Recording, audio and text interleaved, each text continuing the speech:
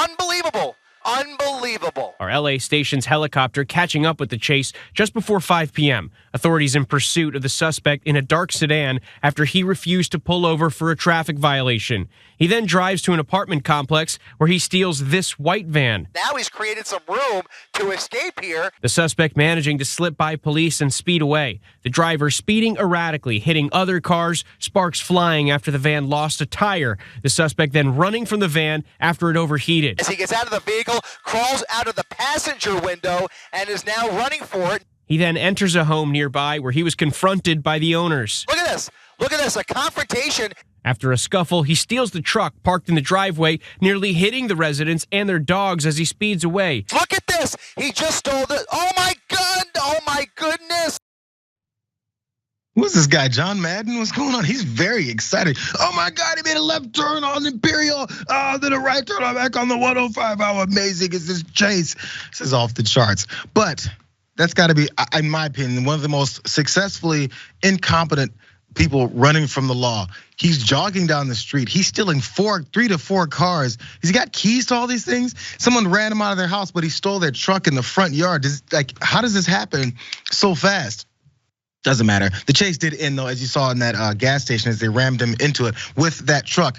There's more background because as I saw him stealing everyone's car, I did wonder how are people gonna get their stuff back. But first, let's watch how it ended.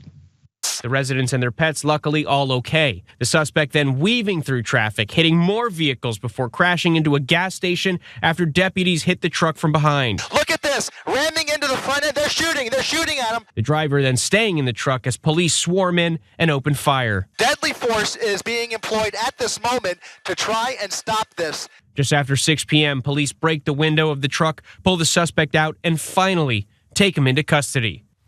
A wild ending. The traffic violation that began the chase was for failure to yield.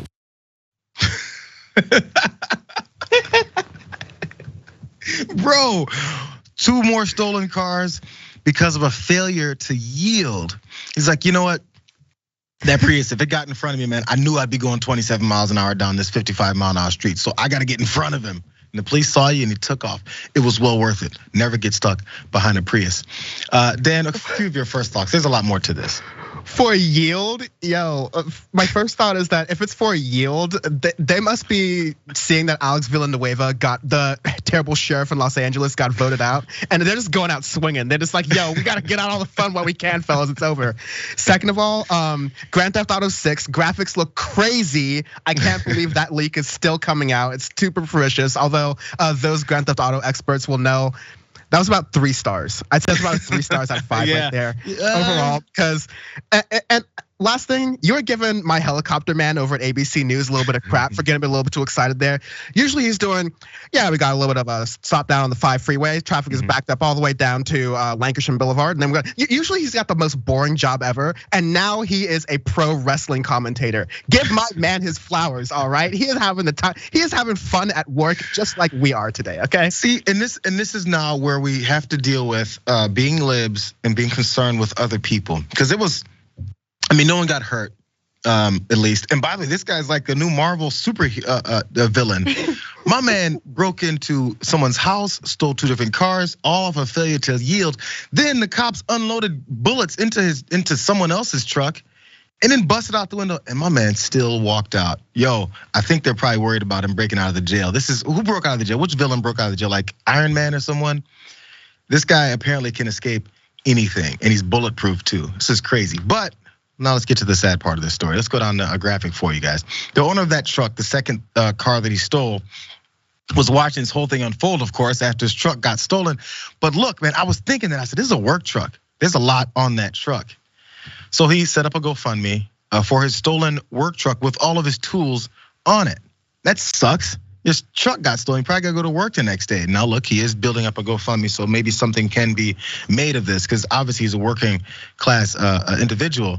He's got to get his stuff back. But the other victim of the van that had the sparks coming off the back, they were also watching their property getting destroyed on TV, hoping they get it back. Let's go to details. That victim, his name is John Reynolds. He told KTLA's Chip Yost that he and his family were enjoying a day at Knott's Berry Farm when the pursuit began. The suspect was then seen hopping inside of his parked van in Anaheim and repeatedly rammed the van into a police car before escaping from the neighborhood. I still don't know how this guy pulled this off. As he watched the wild pursuit unfold on live television, one thought that ran loudly through his mind, he said, "What am I gonna do about work tomorrow?" He said of his damaged van, "I need that for work. I'm still hoping that it's usable." Reynolds' job is a food distributor who services convenience stores with fruit. Here's another image of all of the commotion that happened as they rammed that truck into a gas station, by the way, which could have been much, much worse of an end. There's no details on that suspect or how he survived all that. Yeah, we saw and I saw all the bullet holes in the window. I'm like, wow, I'm not sure how he survived all of that. Like when the part where he drove into the gas station, that was definitely the scary part for me, because in Los Angeles at over in Inglewood's like gas station corner on like La Brea and Crenshaw, La Brea and Slauson, there was that big crash where a lady was speeding 90 miles an hour. That made national news. She was a nurse apparently and killed all those different people. So these things can get really bad, especially when there's gas stations involved nearby.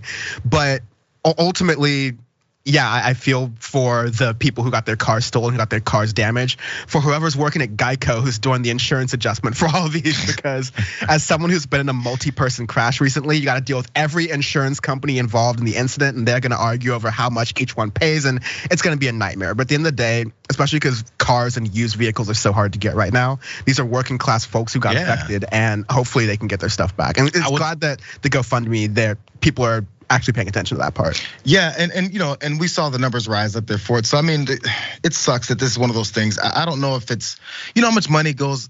I don't want to propose things that are odd as far as getting folks their property back, especially when it comes to things that it's probably they just got the truck. He said 3 weeks ago or something like that.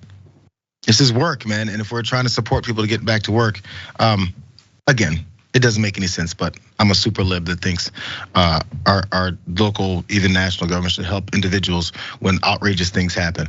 I mean, when cops shoot someone up and then they get sued for $10 million, we pay for that too. Just saying. I know it happens way too much. It's a huge city, I understand.